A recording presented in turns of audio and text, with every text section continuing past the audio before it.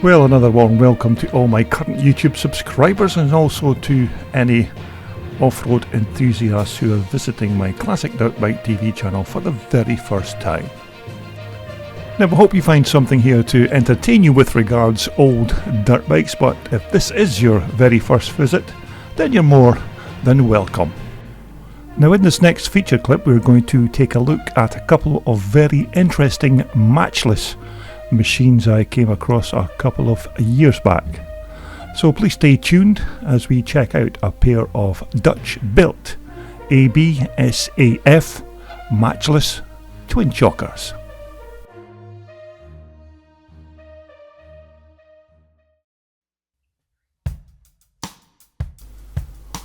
Now, both these machines were owned and ridden by a couple of Dutch riders who were taking part in the Classic Motocross De Nations event at Ballyblack Road in Northern Ireland in 2016. Now, these particular pictures and video clips were a bit of a smash and grab scenario for me really on the day, as I was just passing very early in the morning when these bikes were wheeled out of their transporters. Now, naturally, I did try and have a conversation with the owners, although their broken English was certainly better than my non-existent Dutch. But nevertheless, despite the language barrier, I was still very intrigued about the build of these bikes.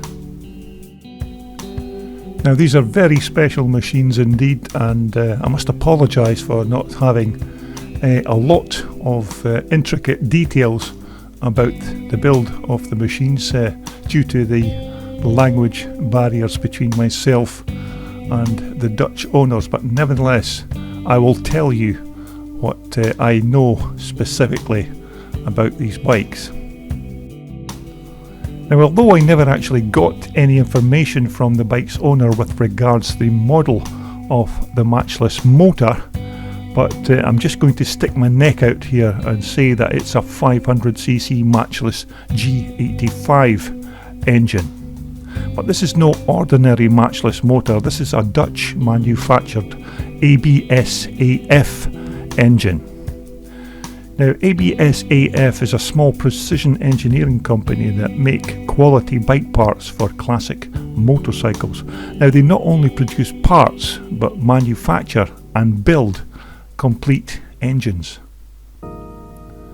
Now, A.B.S.A.F. was started by Jan de Jong, who actually began by making engine parts for his very own machine. Now, of course, it wasn't long before people wanted him to make parts for their own bikes, and so he turned his hobby into a very lucrative business. But if you'd like more information on the A.B.S.A.F. company, then just take a look at their online website, which is quite interesting and informative. And you'll find everything you need to know about A.B.S.A.F. on their website. Now, the bike's forks were another stumbling block for me, which I couldn't readily identify, but maybe my more knowledgeable YouTubers recognise them and could help clear up the mystery, because I'm not really going to guess the manufacturer, because if I'm wrong, and I have been known to be in the past, then I'll be inundated with comments from my YouTube viewers.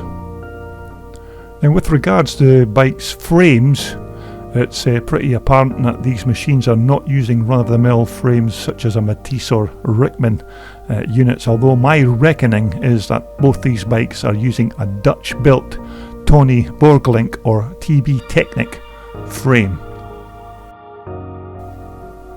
Now, when it comes to the gearbox, this is another special item built by TTI, which are Trans-Tasman Industries, who are based in New Zealand, of all places. Now, TTI Industries have been involved in precision gearboxes for over 30 years and make gearboxes for Triumph, B.S.A. and many other makes of motorcycles and even race cars. Now their website is also worth a look if you're looking for parts or other Gearbox services. Now I think if I could have identified the front forks, then the chances are this front hub will be from the very same manufacturer, as normally forks and brakes usually come as a set on most bikes. Although there's absolutely no mistaking the rear hub on this bike, which is undoubtedly a Myco unit. Now these Myco rear hubs are used on other different kinds of these special bikes, and I've even seen them used on remanufactured CCMs, although they tend to machine the cooling fins off and then polish the alloy.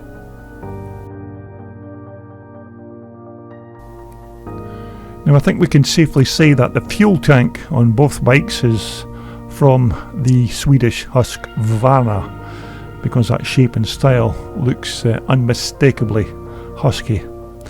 And you have to say it looks almost custom made for these bikes and doesn't look a bit out of place.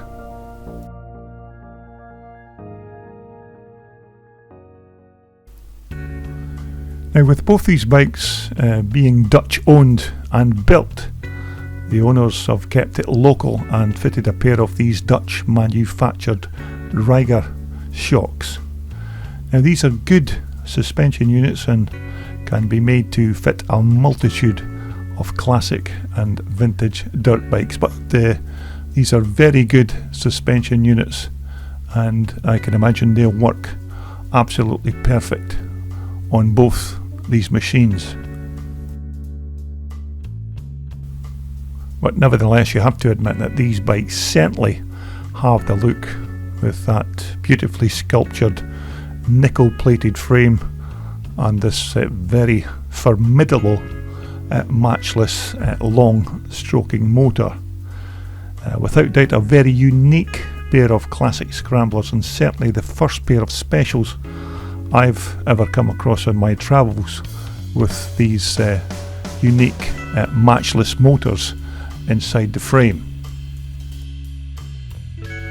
But then again, that's just one of the reasons I attended this Classic Motocross De Nations event, so that I could have a look at what some of the other European riders had in their possession. And of course this was just a couple of the many bikes I came across over the course of the 2 days. But both these bikes are certainly different and unique, and that's basically what my channel is all about, just trying to bring you some of the lesser known classic machines than your staple diet of the old Mycos and CZs, or is that CZs?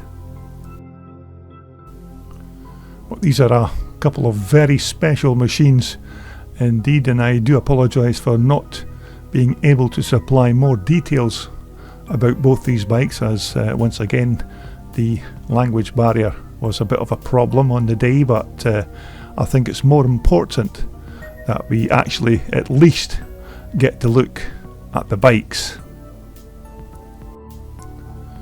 But I'm sure, like me, you can imagine what this big 500cc matchless motor sounds like when it gets fired up. There's bound to be a very nice tune played out of that rear tailpipe. Now these are just a couple of pictures that I managed to grab over the course of the 2 days of both these Dutch riders riding these fantastic matchless machines. Now these were very quick bikes with both these riders on board, and once again I apologise for not being able to name the riders, but both these guys were very quick on the day and did their home country of Holland a good service at the 2016 Motocross De Nations.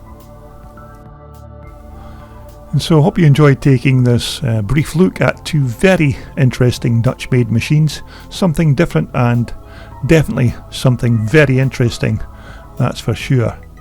Okay, coming up soon on my Classic Dirt Bike TV channel, we'll be taking a look at another vintage classic and explore Tom Dooley's 1973 Rickman Montesa 250. This video was brought to you in association with VMX Magazine, your #1 publication for classic, vintage and off-road motorcycles. Just visit their online website for more information.